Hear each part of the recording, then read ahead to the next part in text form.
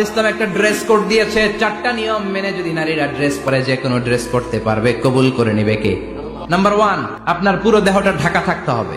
শুধু হাতের এই 2 কবজি আর চেহারা খোলা রাখতে পারবেন, তবে চেহারা ঢেকে রাখা উত্তম। একজন মহিলা বোরকা পরছে কিন্তু চেহারা খোলা, তার হেজাব হয় নাই, পর্দা হয় নাই, এটা বলা যাবে? কিন্তু উত্তম হচ্ছে চেহারা ঢেকে রাখা, কারণ চেহারা সৌন্দর্যের রাজধানী।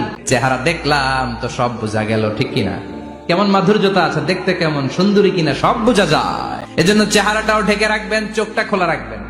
আবার অনেক মহিলারা পা ঢাকে না, পা কিন্তু পর্দার অন্তর্ভুক্ত। সব সময় মেয়েরা পা মোজা পরে বেরোতে হবে, পা দেখানো যাবে না।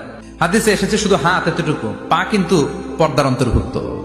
উম্মে সালামা বললেন, ইয়া রাসূলুল্লাহ, আমরা তো হাঁটতে গেলে অনেক সময় পা দেখা যায়। বিষ্ণু বললেন, তাই?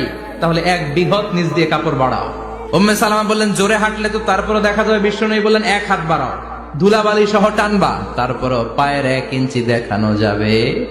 2 নম্বরের নিয়ম, পোশাক ঢিলে ডালা হবে না, টাইট ফিটিং।